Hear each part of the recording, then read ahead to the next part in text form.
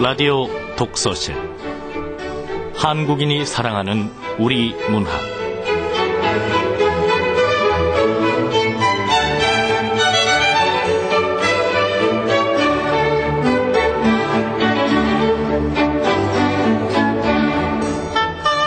안녕하세요. 아나운서 김경란입니다. 혼자 가질 수 없는 것들, 문정희. 가장 아름다운 것은 손으로 잡을 수 없게 만드셨다. 사방에 피어나는 저 나무들과 꽃들 사이 푸르게 솟아나는 웃음 같은 것. 가장 소중한 것은 혼자 가질 수 없게 만드셨다. 새로 건 달력 속에 숨쉬는 처녀들. 당신의 호명을 기다리는 좋은 언어들. 문정희 시인의 혼자 가질 수 없는 것들의 앞부분입니다. 가을 하늘, 맑은 물, 깨끗한 공기, 그리고 따뜻한 사람들. 이 모든 것은 손으로 잡을 수 없고 혼자 가져서도 안 되지만 참 소중하고 아름다운 것들입니다. 한국을 다녀간 외국인들이 한국에서 가져가고 싶은 것 1위가 바로 가을 하늘이라고 하죠. 가을 하늘. 손으로 잡을 수 없고 또 혼자 가질 수 없어 더 아름답고 소중한 가을 하늘. 이번 달에는 가끔씩 하늘을 올려다보자고요. 가을이잖아요.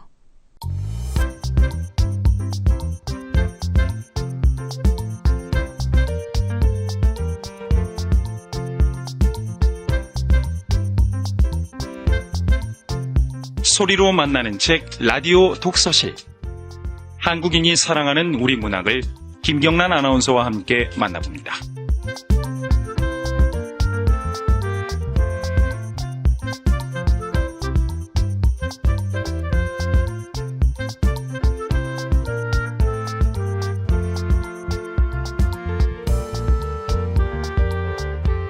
KBS 라디오 독서실 한국인이 사랑하는 우리 문학. 오늘은 편혜영 작가의 토끼의 묘입니다. 이 작품은 올해 이효석 문학상 수상작이기도 하죠. 편혜영 작가는 1972년 서울에서 태어났고요. 2000년 서울신문 신춘문예에 단편소설 이슬털기가 당선돼서 작품 활동을 시작했습니다. 소설집으로 아오이가 든 사육장 쪽으로가 있고요. 한국일보 문학상, 또 자랑스러운 문화인상을 수상한 바 있죠.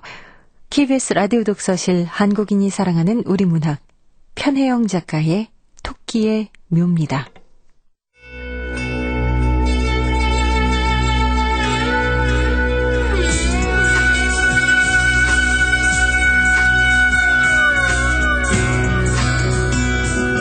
토끼의 묘, 편혜영.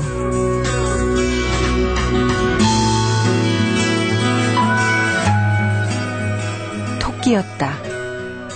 바스락거리는 소리에 힐끔 풀숲 쪽을 돌아보니 흰 털뭉치 같은 것이 눈에 띄었다.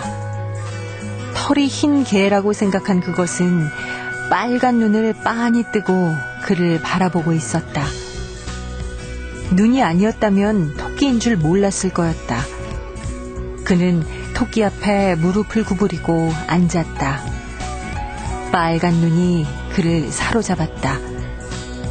그 눈을 바라보고 있자니 자신 말고도 원래 눈이 붉은 품종의 토끼가 있다는 것은 생각하지도 않고 저리 눈이 붉어지도록 피곤하고 지친 존재가 세상에 또 있다는 안도감이 밀려왔고 그런 존재가 흰털이 쓰레기처럼 더러워지도록 어두운 공원에 버려져 있다는 게 씁쓸하게 느껴졌다. 공원에서 자생했을 리 없는 토끼는 버려진 것이었다.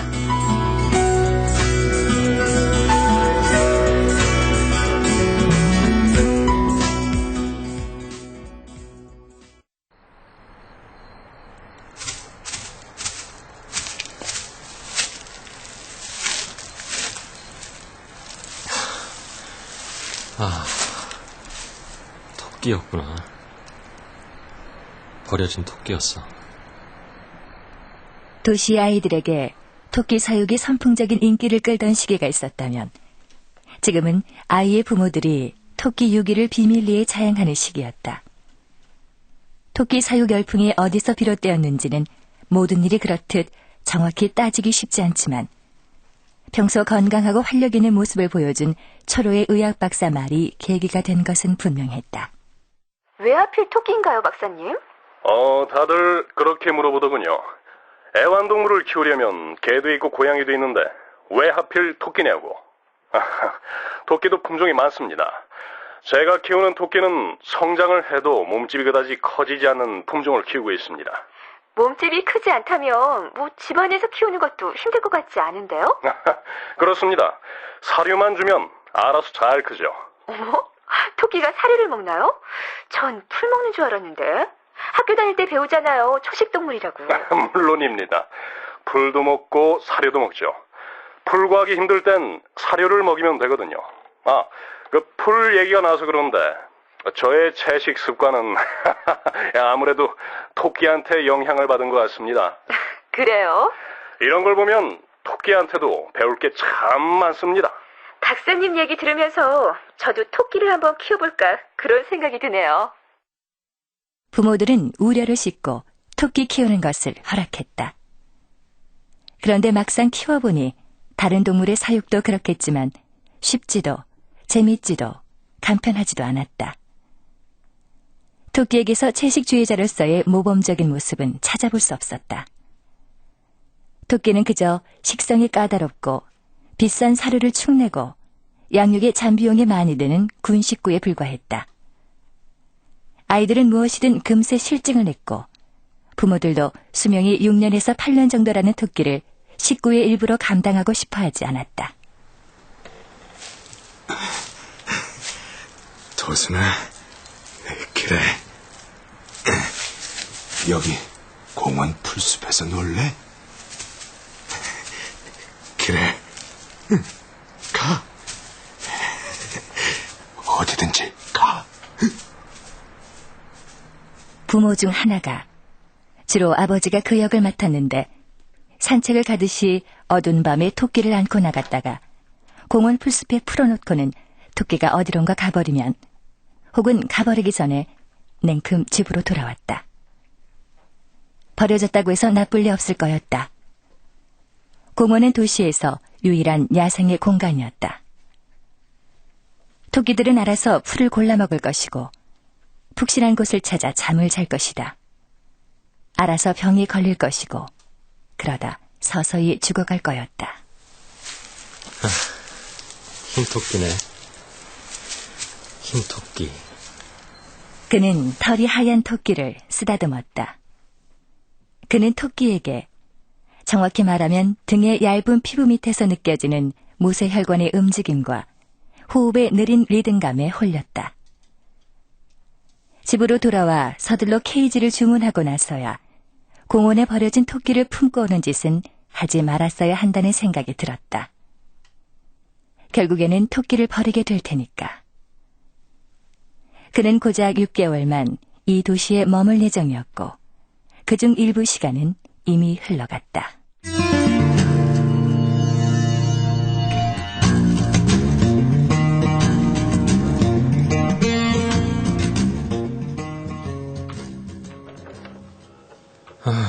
내가 하는 일이란 내가 있던 도시에서 온 문서들을 일단 정리하고 우리 도시와 이 지역 도시의 정보를 검색해서 자전거 길과 관련된 최신 자료는 어디에 있는 거지? 찾았다.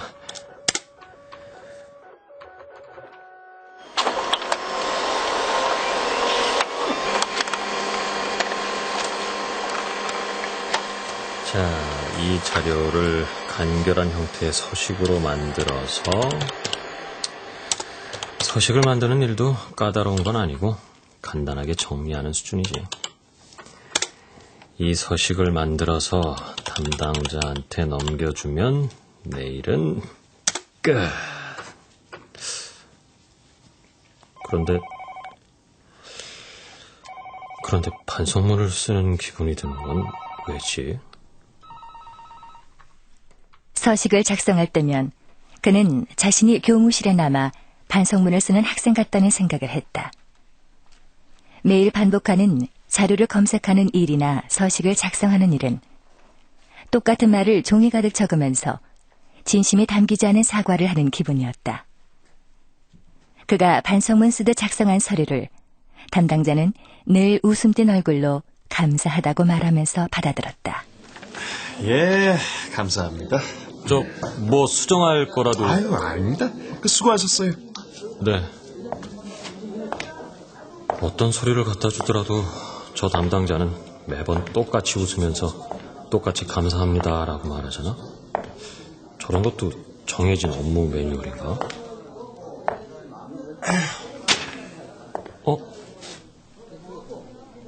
담당자는 그가 돌아서기만 하면 책상 오른쪽에 높게 쌓인 서류 더미 위에 방금 그에게서 받은 서류를 툭 올려놓았다. 그 때문에 그는 담당자가 자신의 업무 내용을 별로 탐탁치 않게 여긴다고 생각했다. 두 도시 간의 경제적, 외교적, 문화적 계약관계에 자신이 제출한 자료의 오류로 심각한 문제가 생길 것을 걱정한 나머지 밤잠을 설치기도 했다.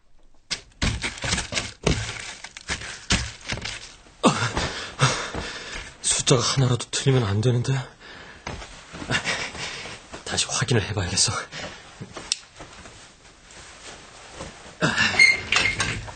가만히 있자. 그래. 내가 통계를 잘못 내서 우리 도시와 이 도시의 협약이 깨지기라도 하면 절대 안 되지. 절대. 이게...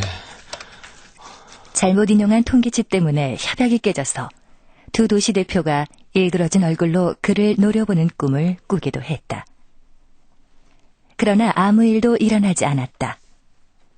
많은 날들이 태평하게 지나갔다.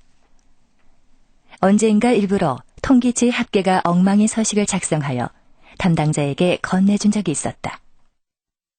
그는 조마조마한 마음으로 자리로 돌아와 담당자가 잘못을 알아챈다면 바로 건네줄 생각으로 제대로 된 서식을 결제판 사이에 끼워두었다. 담당자가 부를 때가 됐는데 왜 숫자가 틀리냐고 그러면 그래, 일단 죄송하다고 그러고 사실 좀 이상해서 다시 계산을 해봤다고 그러면서 이 서류를 내미는 거야. 언제쯤 부를까? 화가 많이 났나? 그러나 담당자는 끝내 그의 오류를 지적하지 않았고 시간이 지나는 동안 두 도시 간의 협상이나 계약에 치명적인 문제가 생기지도 않았다. 그는 그제야 마음이 홀가분해져서 나쁜 꿈을 꾸지 않게 되었다. 만약 누군가 당신은 어떤 일을 하느냐고 묻는다면 결국에는 파견 근무가 끝날 때까지 아무도 그런 질문을 하지 않았지만 그는 이렇게 대답했을 것이다. 거창하게 말하면 우리 도시와 이 도시, 두 도시를 잇는 가교 역할을 하는 거죠. 알다시피 두 도시는 오랫동안 반목 관계에 있지 않았습니까? 두 도시의 협력과 통합을 위한 일을 하고 있죠. 이거 어디서 많이 듣던 말인데? 맞아. 이 도시로 오기 전 상사가 나한테 했던 말이야.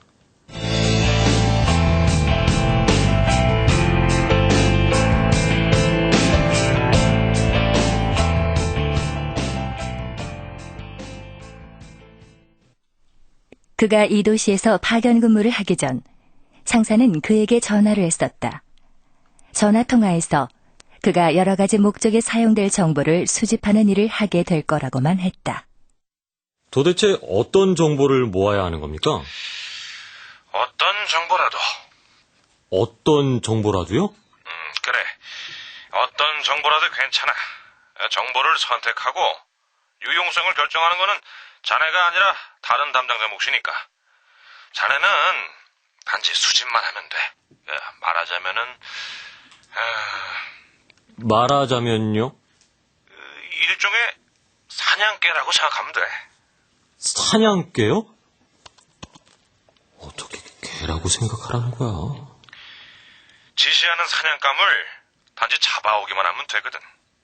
하지만 이 무엇을 잡을지, 잡은 후에 구울지, 삶을지, 버릴지, 아니면 박제를 할지 결정하는 거는 숲을 달리는 사냥개가 아니라 지시를 내리고 서서 구경하는 주인이거든. 그러니까 걔는 잡을 때까지 죽도록 초원을 달리기만 하면 되는 거야. 뭐 듣기 좋은 비유는 아니군요. 응? 아이, 그렇겠구만. 미안하네. 사실 자네가 아니라 내가 그런 심정이라서 말이야. 이해합니다. 어차피 당신도 사냥개의 주인이 아니긴 마찬가지니까. 그 도시가 우리 도시하고는 오랫동안 사이가 안 좋은 도시이기는 하지만 그래서 더 협력과 통합이 필요하거든. 저 언제까지입니까? 파견 근무 기간은 6개월일세. 6개월이요? 6개월이라면 뭐 도시를 떠나 긴 여행 중이라고 생각해도 좋을 기간이잖아. 어떻게 하겠나? 파견 근무를 하러 그 도시로 가겠나? 네, 그럴게요. 파견 근무 하겠습니다. 그렇게 결정해줘서 고맙네. 상사는 뭔가 내키지 않는다는 목소리로 천천히 그렇게 결정해줘 고맙다고 말했다. 나중에서야 한 일이지만 그가 결정을 내리기 전에 이미 인사 발령이 나 있었다.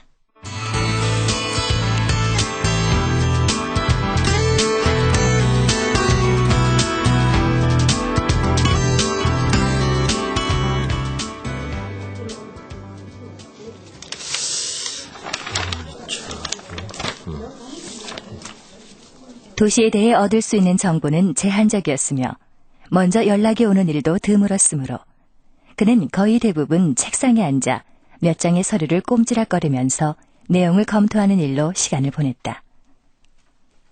시간은 얼마든지 있었지만 일은 별로 없었기 때문에 가급적 천천히 했고 업무량이 적다는 걸 들키지 않기 위해 사무실이나 복도를 오갈 때면 걸음을 서둘렀다. 내가 작성한 서류에 대해 뭐라고 한마디 해주면 좋으련만. 다 하셨습니까? 네, 여기. 네, 감사합니다. 저기. 네? 아닙니다. 그렇다고 해서 그가 담당자에게 불만을 가지고 있는 것은 아니었다. 오히려 담당자를 좋아하는 편이었다. 사무실에서 말을 나누는 유일한 상대가 담당자였기 때문이었다. 그가 생각하기에 자신을 제외한 사무실 동료들은 모두 너무 바빠서 점심시간이 아니면 잘 움직이지도 않았다. 그들은 잘 정돈된 책상 앞에 앉아 재미있는 영화를 보듯이 모니터를 빤히 들여다보거나 잠을 자듯 고개를 숙이고 책상에 놓인 서류를 들여다보고 있었다. 점심시간이라고 해도 우르르 몰려나가 그날의 메뉴에 따라 패를 나누느라 소란을 떨 필요가 없었다. 자, 한식 도시락 세트 1번 차량으로 가시고 양식은 2번, 분식 3번입니다. 중식은 없나? 난 짜장면 먹고 싶은데. 한식 도시락 세트 하나 주세요. 예, 여기 있습니다. 저도 같은 걸로 하나 주세요. 예. 식권 거기 통에 넣으세요. 예. 담당자님. 네? 여기는 맨날 도시락으로만 드세요? 식당 같은 데 찾아가고 그러지 않나요? 도시락이 편하잖아요. 예. 도시락이 편하긴 하죠. 점심시간에는 건물 앞에 쭉 늘어서 있는 도시락 트럭에서 각자 취향에 맞는 도시락을 사다가 조용히 자기 자리에서 먹었다. 그는 종종 담당자에게 서류를 건네주기 위해 일어섰다가 일부러 다른 용무가 있는 듯 광장같이 넓은 사무실을 횡단했다. 사무실은 거대한 벌집처럼 칸칸이 나누어져 있었다. 지역과 도시별로 구분돼 있고 모든 자리에는 구역 표시기호와 좌석 번호가 눈에 쉽게 띄도록 붙어 있었으며 출입문 입구에는 안내문이 붙어 있었다. 마치 공연장의 좌석 안내도처럼 커다랗게. 토끼를 데리고 온 다음 날 그는 담당자에게 서류를 건네주려고 내밀었다가 담당자가 받으려고 하자 얼른 뒤로 감추었다. 자, 아침? 뭐 하자는 겁니까? 예. 이런 장난 싫어하나 보다. 뭐죠? 그게, 물어볼 게 있어서요. 말씀하세요. 혹시 직원분 중에 토끼 키우시는 분 계실까요? 토끼 말씀입니까? 예, 누군가 키워본 사람이 있다면, 잠깐만, 서류는 여기 있어요. 예.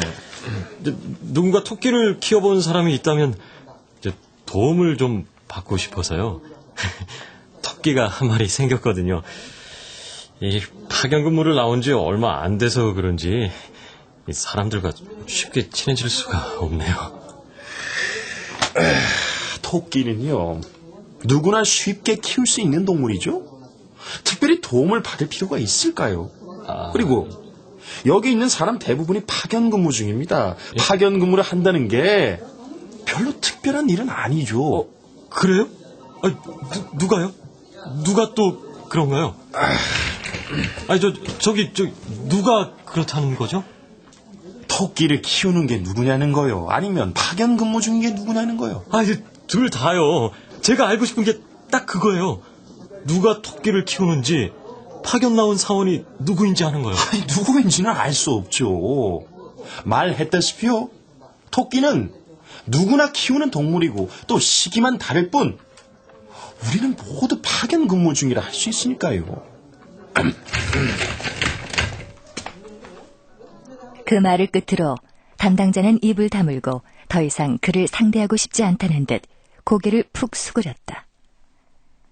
담당자의 말을 듣고서 사무실 동료 중에 토끼를 키우는 사람이 많을 것이라는 생각을 했다. 어쩌면 같은 사무실 동료 중 토끼를 내다버린 사람이 있을지 모른다고 생각도 했다.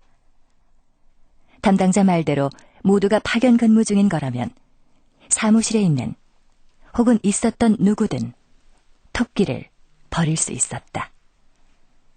그가 파견 근무를 끝내고 돌아가면서 가차없이 토끼를 버릴 것이듯.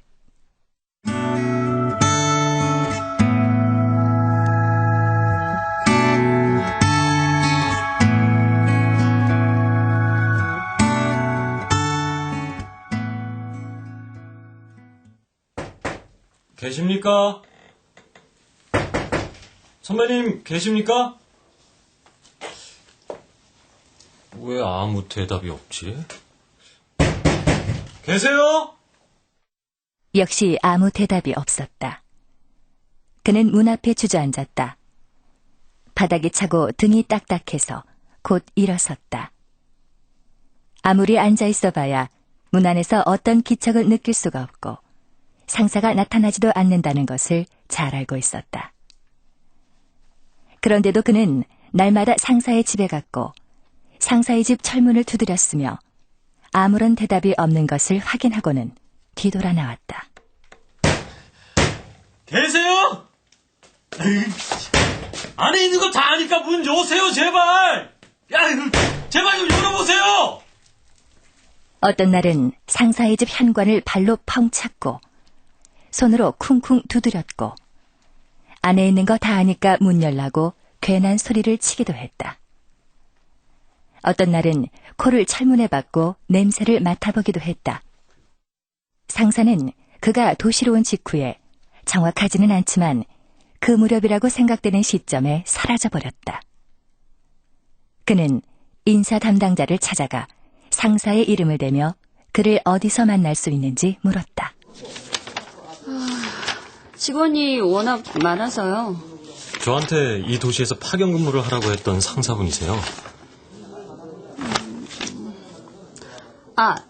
이 사람이요? 예?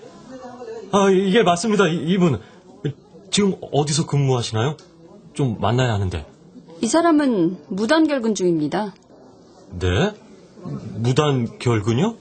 네, 무단 결근 맞습니다. 담당자는 별일 아니라는 듯이 고개를 끄덕였다. 그와 같이 근무하던 시절의 상사를 떠올리면 그렇게 오랜 기간은 아니었지만 결코 무단 결근을 할 사람이 아니었다. 그는 무엇보다 근태에 있어서 성실했고 업무 시간을 효율적이고 밀도 있게 사용하는 상사였다. 어떤 식으로든 상사가 그에게 사무생활에서 모범이 된 것은 틀림없었다. 업무를 처리하는 방식을 일러준 사람이 그였다. 만들라고 한 서류는 다 만들었나? 예, 여기 있습니다. 어디 보자. 좋기는 하지만 이 부분은 보완해야겠어.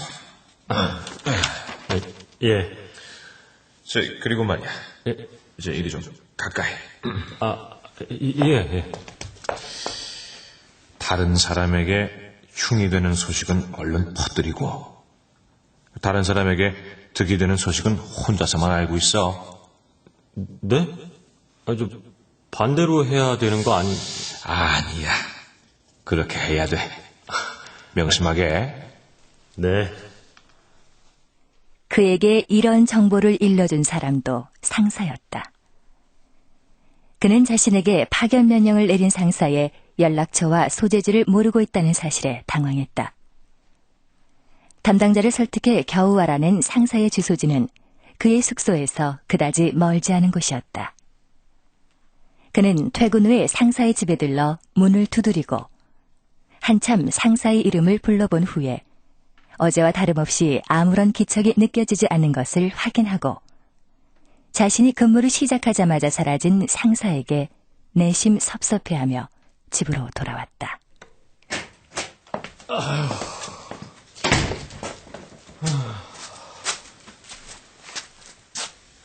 아이고.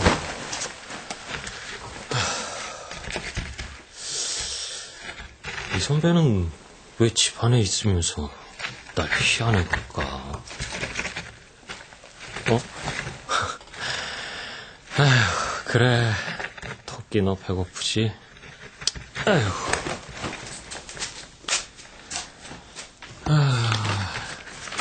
밥 줄게.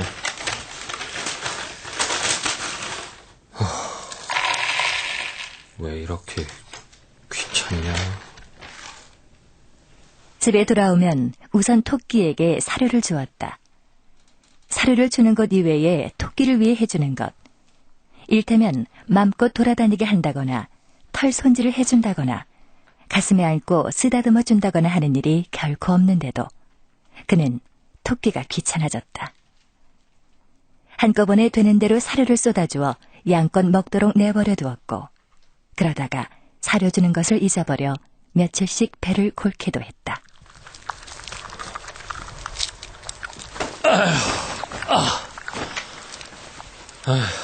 내가 토끼 널 데려온 건 순전히 파견 근무 기간이라서 데려온 거야. 만약에 이 도시에서 언제까지 지내야 한다면 결코 버려진 토끼 따위는 데리고 오지 않았어.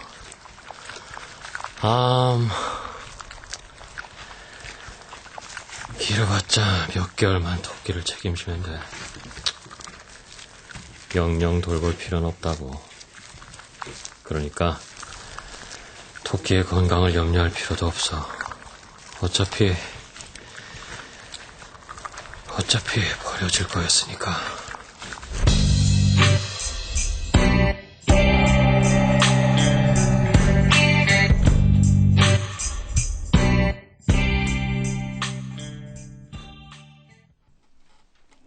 일단 집에 돌아오면 바깥에 나가지 않았다.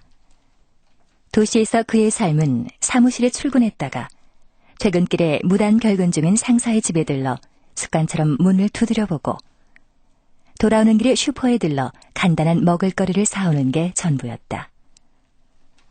저녁을 먹은 후 집 근처의 공원으로, 그러니까 토끼를 주워온 공원으로 간혹 산책을 나가곤 했지만 그것도 어느 날 저녁 보도된 뉴스를 본 후로 그만두었다. 방금 들어온 뉴스 속보를 말씀드리겠습니다.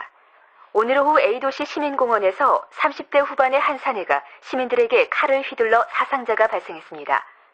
3명이 그 자리에서 죽었고 9명이나 부상을 당해 인근 병원에서 치료 중입니다. 피의자는 30대 후반의 남성으로 얼굴에는 복면을 하고 있었는데 조기 축구의 운동복을 입고 있었다고 목격자들은 증언하고 있습니다. 피의자는 도주한 상태이며 경찰청에서는 수사본부를 꾸리고 수사에 착수했습니다. 이상 뉴스 속보를 마칩니다.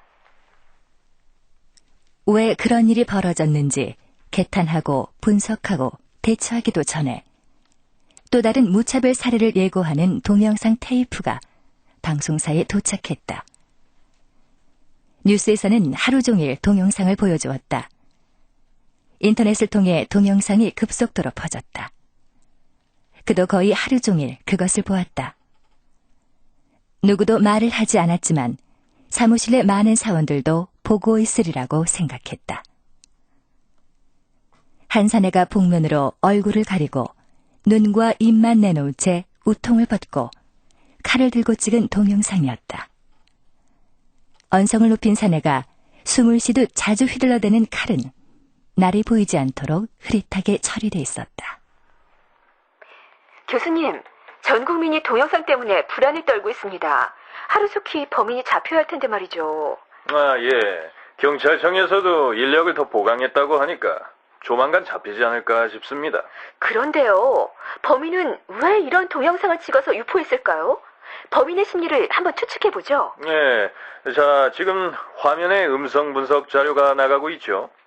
범인의 음성을 분석해보면 30, 40대 독신 사내란 추측이 나옵니다. 아, 예. 에휴, 범인은 30, 40대 독신 남자라고? 그런 추측은 나도 하겠다. 가만. 그런데 범인이 찍은 동영상의 배경 어딘가 낯이 익었는데? 이 가구, 배치, 색깔 여기하고 똑같잖아? 맞아. 범인은 우리 오피스텔에 살고 있나 봐. 그가 머물고 있는 숙소는 28층 건물이었다. 각 층에는 25가구가 살고 있었다.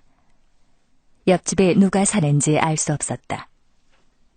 그는 숙소의 이웃이 두려워졌다. 그들 중 누군가가 우통을 벗은 채 시카를 들고 동영상을 찍었을지도 몰랐다. 그는 이웃들과 만나지 않기 위해 문소리가 들리면 문을 열지 않았고 어안 렌즈로 자주 바깥을 살폈다. 그는 처음으로 누군가와 간절히 얘기하고 싶어졌다. 누군가에게 이 얘기를 하고 싶어졌으나 얘기할 사람이라고는 사라진 상사밖에 없었다. 난감한 일이었다. 참다 못해 어느 날인가 담당자에게 동영상을 보았느냐고 물었다. 동영상이요? 봤죠. 근데 이 도시에서 그런 일은 빈번하게 일어나거든요. 동영상에 나오는 집 말이죠. 제가 사는 곳과 완전히 똑같아요. 예? 범인이 사는 집 제가 사는 곳과 같다고요. 이렇게 말씀드리면 위안이 되실지 모르겠지만 제가 사는 곳과도 같아 보였어요. 그건요, 이 도시에서 1인 거주자들이 사는 곳은 되게 비슷하게 생겼다는 말이거든요. 아, 예. 그는 확실히 담당자의 말에 위안을 받았다. 그럼에도 기분이 나아지지는 않았다. 동영상 파문이 휩쓸고 간 후 도시는 이전보다 고요해지고 인적이 드물어졌을 뿐 다른 일은 벌어지지 않았다.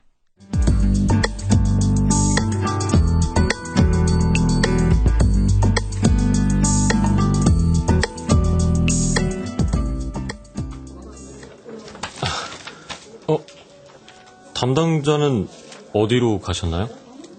이제부터 그 업무는 제가 담당합니다. 네? 담당자도 파견 근무자였구나. 퇴근할 무렵에야 담당자가 바뀐 것을 알았다. 담당자가 바뀌었다고 해서 달라지는 것이 없다는 사실도 알게 되었다. 이전 담당자와 일할 때와 마찬가지로 오후가 되면 정보를 정리한 서류를 넘겼고 담당자는 웃으며 서류를 받아서는 검토도 하지 않고 책상 한쪽에 쌓인 서류 더미 위에 던져놓은 채 하던 일을 했고 그 반복된 행동을 퇴근 시간이 임박했음을 알리는 신호로 생각한 그가 자리로 돌아와 퇴근 준비를 하는 것까지 모두 같았다. 잠깐만요. 예. 담당자가 날 찾아온 건 파견 근무 이후 처음이야. 업무량이 과중한 것 같아서 업무를 도와줄 후배 사원을 한 사람 물색해주세요. 여기 명단이 있습니다. 예. 안 그래도 곧 예정된 파견 근무 기간이 끝날 거라서 인수받을 사람이 있어야 하지 않을까 생각했습니다. 예. 거기 명단 중에서 한 명 골라주세요. 예. 명단이라... 내 후배잖아. 이 후배는 신입사원 시절에 내가 업무를 가르쳤는데. 그래. 후배한테 전화를 하는 거야.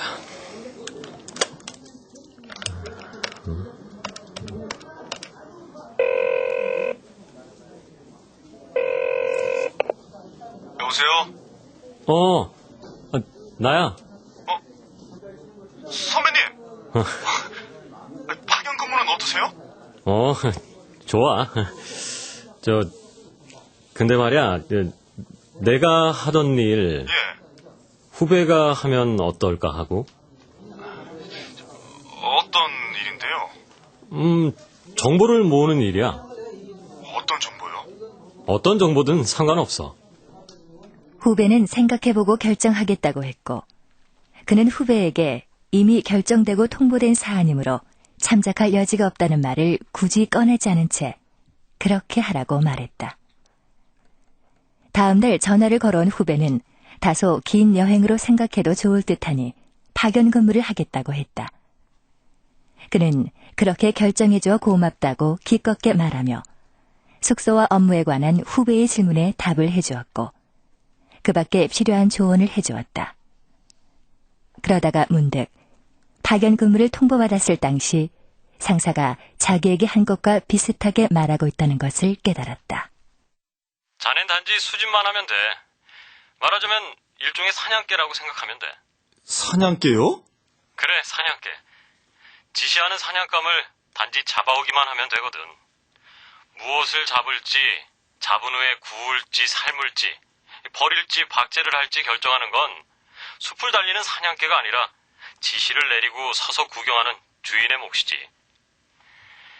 그러니까 걔는 잡을 때까지 죽도록 초원을 달리기만 하면 되는 거야. 듣기 좋은 비유는 아닌데요? 그렇겠군. 미안해. 사실 자네가 아니라 내가 그런 심정이라서. 그는 불현듯 떠오른 사냥개에 대한 비유를 후배에게 얘기해주고는 민망한 듯 웃음을 터뜨렸다.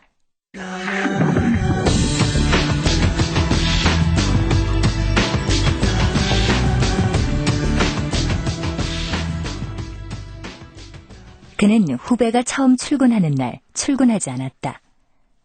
굳이 출근하지 않은 이유를 들어야 한다면 토끼 탓을 할 수 있었다. 전날 그가 양껏 쏟아진 사료를 마음대로 먹어치운 토끼가 밤사이 닫혀있던 케이지에서 뛰쳐나와 냄새나는 분비물을 여기저기에 쏟아놓았다.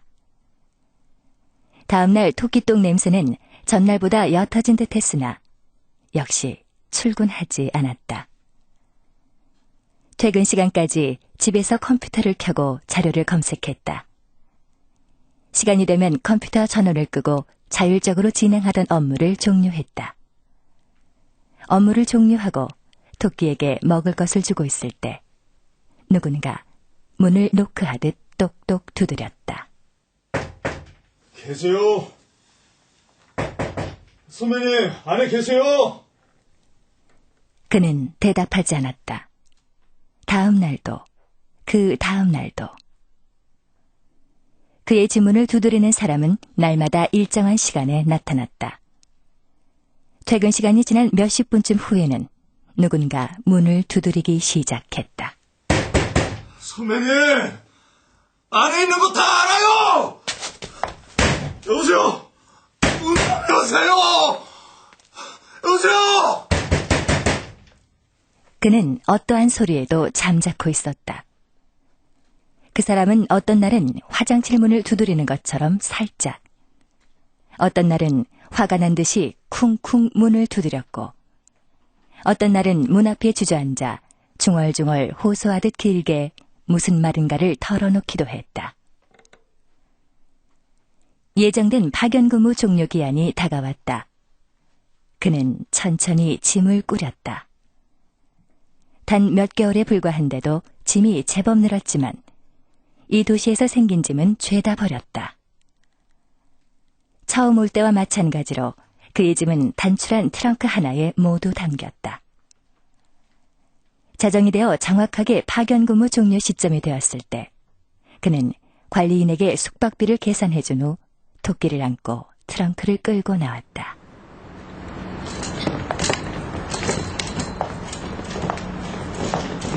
토끼의 무게도 크게 달라지지 않았어. 가슴에 품고 있던 토끼를 집 앞 공원 풀숲에 내려놓았다. 토끼는 그에게 풀썩 뛰어오르거나 그의 바지춤을 물어뜯거나 그의 뒤를 줄레줄레 쫓아오거나 하지 않고 그것이 자기의 할 일이라는 것을 알고 있다는 듯이 공원 풀숲으로 사라졌다. 애처롭게 우는 소리를 해도 돌아보지 않을 작정이었으나 그런 소리는 애당초 들리지 않았다. 그는 토끼털이 묻은 손을 탁탁 턴 후 덜덜거리는 트렁크를 끌고 공원을 빠져나가면서 생각했다. 세상에 널린 게 버려진 애완동물이야.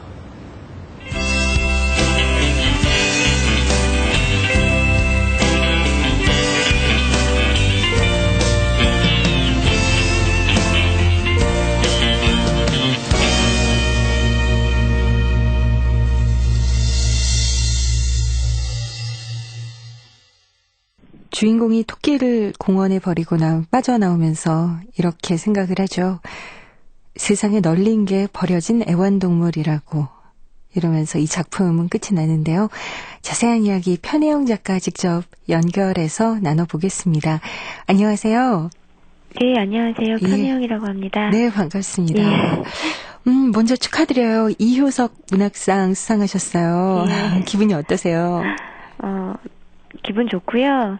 그 소설 같은 경우에는 사실 독자를 직접 만나는 일이 별로 없는데 수상 소식을 듣고 나서는 그 소설 읽고 공감해 주셨고 응원해 주시는 분들이 그래도 있구나라는 걸 알게 돼서 좀 위로를 받는 느낌이기도 하고 그래서 좋았습니다. 저도 다시 한번 축하드립니다. 네, 감사합니다. 저희가 이제 토끼의 묘 함께 들어봤는데요. 이 토끼와 이 안에 나오는 파견 근로자, 이 둘의 공통점은 좀, 이렇게 얘기해도 될지 모르겠지만 버려졌다라는 게 아닐까 싶어요. 인간에게 버려진 토끼, 그리고 또 그냥 느닷없이 낯선 곳으로 옮겨져서 근무를 해야 하는 파견 근로자. 작가께서 이 작품을 쓰게 된 배경이 무엇일까 궁금합니다. 제가 작년 겨울에 그 외국에서 몇 개월 묵는 일이 있었는데요. 네. 그때 그 한국에서는 잘 키우지도 않는 화분을 몇 개 샀어요. 근데 만약에 계속 그 내내 잘 키워야 되는 거라면 화분 같은 걸 살 생각을 하지 않았을 텐데 그곳에 머무는 동안만 잘 키우면 된다고 생각하고 이렇게 정해진 짧은 기간에만 보살피면 된다고 생각하니까 용기가 생기더라고요. 근데 그때 결국 제가 떠나올 때 화분이 죽었는데 그걸 보면서 뭐 사람이나 사물이나 어떤 애정이나 사용에는 유효기간이 정해져 있는 게 아닌가라는 생각이 들었고요. 그 기간이 끝나면 이렇게 좀 가차없이 버려지는 좀 그 안타까운 존재들이구나라는 그런 생각이 들어서 소설 쓰게 됐습니다. 아, 그러시군요. 작가께서 또 직접 뭔가 체험을 하신 그런 계기들이 또 녹아있는 작품이었네요. 다른 분들은 어떻게 느꼈는지 모르겠지만 파견 근로자의 입장에서 한번 생각을 해보면 지금의 삶이 좀 비인간적이고 막막하고 불안하지 않을까라는 생각이 드는데요. 현대인들의 그 불안하고 막막한 삶을 좀 얘기하고 싶으신 부분도 있으셨던 것 같아요. 네. 저는 그 어떤 일을 하건 또 어디에 머물건 그 영원히 그 일을 할 수 없고 그리고 또 우리가 하는 일이 늘 어떤 커다란 일의 부분에 불과할 때가 많잖아요. 그런 점에서 생각하면 그 대부분 그 노동자들이 항상 파견 상태에 있는 게 아닌가라는 그런 생각이 좀 들기도 했거든요. 근데 그런 부분이 뭐 현대인의 전부는 아니겠지만 일부 통하는 부분이 있다라고 생각을 했습니다. 네. 이렇게 이 안에 작품 안에서 주인공이 하는 행동들 또 생각하는 것들 읽으면서 그냥 그들의 이야기, 그의 이야기가 아니라 저도 언젠가 한 번쯤은 해봤던 생각, 해봤던 그런 행동이 아니었나라는 생각을 작품을 접하면서 느끼게 됐거든요. 그리고 또 저는 토끼를 키워본 적이 없어요. 그래서 잘 모르겠지만 이 작품 속에 등장하는 애완동물로서의 토끼는 우리가 그냥 볼 때 하얗고 예쁘다와는 달리 좀 키우기가 번거롭다라고 설명을 하고 계세요. 그래서 사람들이 그 붐에 맞춰서 토끼를 막 키우다가 공원에 그냥 버리기도 하고 그렇다고 얘기를 하고 계신데 근데 토끼 입장에서 보면요. 이거는 그러니까 그냥 주인한테 버림을 딱 받은 거잖아요. 그리고 마지막에 막 나를 왜 버리냐고 그러는 것도 아니고 그냥 자포자기의 심정으로 그냥 그게 자기 할 일이라는 걸 알고 있다는 듯이 공원의 풀숲으로 사라졌다. 이런 얘기를 보면서 참 씁쓸한데 토끼도 좀 배신감, 절망감 이런 감정을 좀 느끼지 않을까요? 느끼겠죠. 여태 잘 키워주다가 버렸으니까요. 근데 이 소설 쓸 무렵에 한 신문 기사를 봤는데요. 그때 그 여의도 공원에 그 버려진 토끼가 많다라는 신문 기사를 본 적이 있었어요. 근데 실제로 애완용으로 키우다가 토끼를 감당할 수 없는 지경이 되니까 그 다른 데 버리는 것보다 공원에 버리면 좀 양심의 가책이 덜하기 때문에 그렇게 공원에 몰래 내다 버리는 사람들이 많았다고 하더라고요. 근데 그 일이 또 배경이 돼서 소설을 쓰게 됐는데요. 그렇게 어디에나 좀 일정 기간이 지나면 관심 밖으로 밀려나는 존재, 이런 존재가 늘 있다라는 생각이 들고, 그게, 좀, 늘상 버려지지 않을까라는, 불안해하는 우리의 모습하고 닮아있지 않나라는 그런 생각도 좀 들었어요. 네. 자, 오늘 말씀 정말 감사하고요. 앞으로도 계속 좋은 작품 많이 발표해주세요. 기다리고 있겠습니다. 네.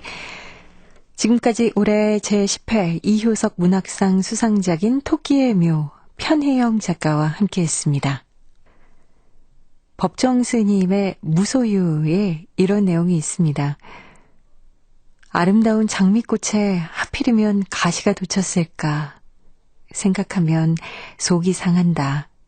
하지만 아무짝에도 쓸모없는 가시에서 저토록 아름다운 장미꽃이 피어났다고 생각하면 오히려 감사하고 싶어진다.